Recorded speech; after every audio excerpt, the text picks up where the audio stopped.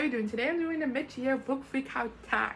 That's a difficult title. I don't know why. But this is a book tag that is like a staple on BookTube. Like not a lot of tags are getting done anymore, but this one still gets done every single year. And I have not done it before just because I have not been able to fit it in my schedule. And this year I made it a priority to do so. You're getting it towards the end of July, but I'm filming this on the 1st. So I'm actually right back in like mid-year. I'm there, but you're getting this late. But all of this will be information from the middle of the year exactly.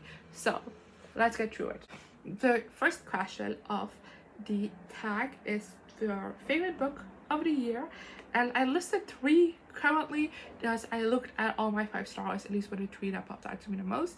The first one is The Wicked King by Holly Black. I read this entire trilogy this year and I gave all 3 books 5 stars, but this is my favorite. So of course this got the spotlight. I thought this was such a great book, a lot of political intrigue, a lot of outsmarting people, and just I had such a blast reading this book and I read it so quickly. And then next we have Love in the Brain by Ellie Hazelwood, which is a romance, and I've read a lot of 5-star romances this year, but this one definitely takes the cake. I love this so much. This was such a surprise to me because even though I really enjoyed the previous Ellie Hazelwood books that I've read, I didn't love them, but this one I absolutely loved it. I really love the main characters, I love the romance, I love everything, and I'm so excited to read the other 2 books Ellie Hazelwood is coming out with this year. And then lastly, as a favorite, we have Imogen, obviously, by Becky Albertalli, because you know, life has changed, I have changed, but my relationship with Becky Albertalli has not. I thought this book came like straight from my brain, which was creepy sometimes. I loved Imogen. I really related to everything she went through. I loved the story, I loved the romance, it was so adorable. And Becky Albertalli, please get the fuck out of my brain, it's getting creepy. Then next question is the best sequel you read this year, and I just listed all of these sequels that I read this year that got a 5-star. So first we have The Wicked King, which I already talked about, and also The Queen of Nothing, which is the last book in the series, which I know a lot of people were disappointed by, but I still absolutely adored. So there you go. Then we have The Tower of Nero, which is the last book in the Trials of Apollo series, which I really enjoyed the series, but this is easily my favorite of the bunch. I thought it was such an amazing conclusion to the series. And then we have A Violent Ends by Chloe Gone. I enjoyed the first book when I read that, but I wasn't in love with it. But then this one I was in love with. I loved every single element of it. I thought it was so good. And then next we have Twisted Games by Anna Wong, which again, I read the entire series. This was my favorite, the only one I got a 5-star, but I thought it was such an amazing romance. It's a bodyguard princess romance, and I thought it was so well done. And then lastly we have Ship of the Dead by Rick Riordan, which is the last Magnus Chase book. I love this again. I'm not gonna go like too in-depth about it. If you want to see my in-depth thoughts, I have a whole series discussion for all of these series except A Violent Ends, so you can go into that. And new releases this year that I need to get to but haven't yet, and that's on first place King of Pride by Anna Wong, which I own but I have not read yet. This is the 2nd book in the Kings of Sin series, and I read King of Pride last year. It's one of my favorite books of the year, and therefore I really desperately want to get the sequel, especially because a couple of that book got teased in the first one, so and I loved it, so I'm really excited to get to that. I just haven't gotten around to it yet. And then I talked about Ellie Hazelwood before. I also have Love Theoretically that I still need to read. This just came out in June, and I just haven't gotten around to it in June, but I'm really excited to read this. I've heard so many great things about this book. Everyone seems to love it, so I'm hoping that I will also love it. And then lastly we have Yellow Face by Aquired. Again, a book everybody seems to love, so I am hoping to love as well. It sounds so good, so yeah.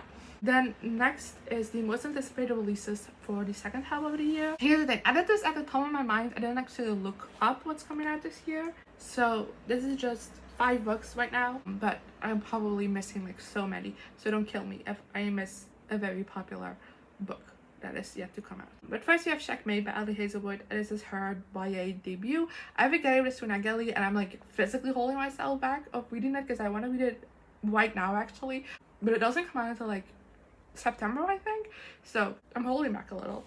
Then we're getting also a new Percy Jackson book towards the end of the year. I think it's called The Chalice of Gods, but I'm not entirely sure. Like I said, this is from memory, I didn't look things up, but this is a new book following Percy, Grover, and Annabeth, and I'm so excited for this. Then we have King of Greed, which is the 3rd book in the Kings of Sin series. Like I don't know who this follows, what it's about, but I love the cover and I love like the little tropes that we got, so I'm excited to read it. Then we have Heartstopper Volume 5, which was gonna be the last volume, but it's not.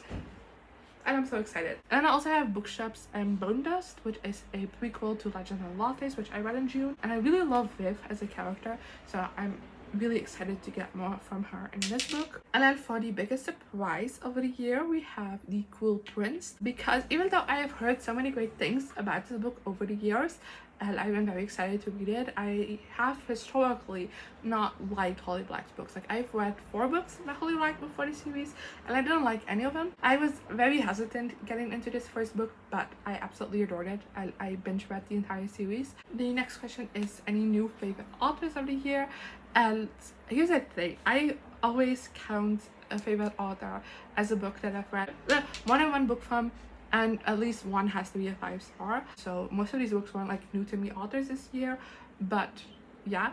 The first one is Ellie Hazelwood. Like, I've really enjoyed her books before, and even before this year I would have like picked up anything she wrote because how much I enjoyed To Love Hypothesis and the Love to Love You novellas.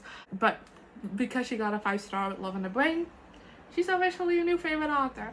And then we have Anna Rohan, who I have 2 5-stars from with Kin of Wrath and Twisted Games, but I also really enjoyed the rest of the Twisted series. And then we have Rachel Lippincott, who I read She Gets the Gold from last year, and I absolutely adored. I gave it a 5-star, but then this year I read The Lucky List, which was a 4-star, cementing her as a favorite author. And then we have a question about new fictional questions, and I don't really get fictional questions anymore, so that's a no. And then any new favorite characters this year. I don't typically have like standout characters. I have like standout friend groups.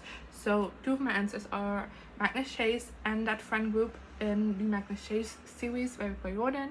I love the cast of characters in that, and I define family element of it, so yes. And then I also really loved the friend group of the Twisted series with Anna Wan. I thought that, again, that was an amazing friend group that I really enjoyed following, and I liked the individual characters as well, but it's just like that friendship dynamic that they had with each other was so strong, and I really loved it.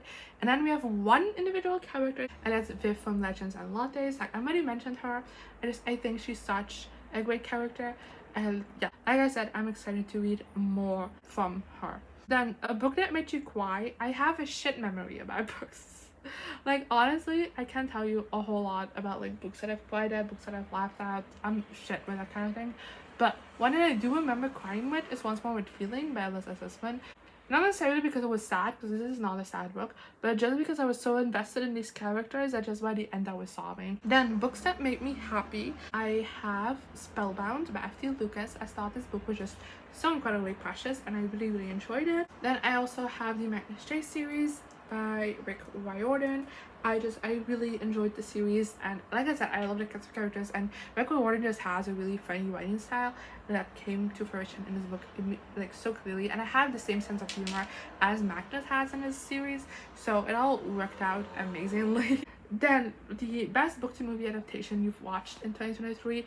I have not technically watched any book to movie adaptations that I liked this year, but I have watched Exo Kitty. I don't know if that counts. It's a show.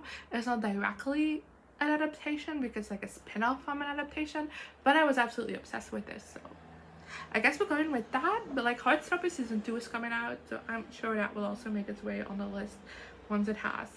And I still need to finish Shadow and Bone. I'm in the middle of season 2, but I have not gotten around to finishing it, and I need to. I know. Then the most beautiful book acquired this year. I have not bought that many books this year, and like no like special editions or anything. Like, everything is very normal. And then books to read before the end of the year. Many. But at the start of the year, I made a list of like my top of TBR, and I have made great progress with that. If I can say so myself, I read 9 out of 20, so I'm almost halfway through. It's a bit disappointing that I'm not exactly halfway through at the halfway mark, but I am still so excited to read most of the books on that list, so I am very confident that I will get it finished before the end of the year. But I thought I'd just share you my top 5 right now of that list that I desperately want to get to. First, we have Babel by R.F. Kuang. That's what I've just been so desperately wanting to read, so hopefully that's happening soon. Then we also have I Was Born for This by Alice Oseman. Is the last book that I need to finish by Alice Oseman, and I've read everything by them, so yeah, I'm really excited about it. Then we have De Geknipte Hyene by Hetty Helsmortel. Actually, I'm seeing Hetty like a comedy show next year, so I desperately want to have read this book before then. But even now I'm in a non-fiction mood a little bit, so that's why I've been really wanting to read this. We have Tweet Cute by Emma Lord, which again, just it's been at the top of my mind the entire year, but just like not high enough for me to actually get to it. And then we have Daughter of the Deep Sea by Rick Riordan, which again, the only one that I need to read to have finished his backlist. No, The Sun and the Star is out now, so I also have to read that. But I would love to finish his backlist finally this year. And yeah, that was everything for my mid-year book freak out tag. It was very quick. I am sorry that I didn't go in depth about things, but I don't know, I like making quick videos. So that's what you got. Let me know in the comments some of your answers to these questions, and hopefully I'll see you around next time. Good. Here I am again, the same old situation. Why does the God thing have to be so complicated?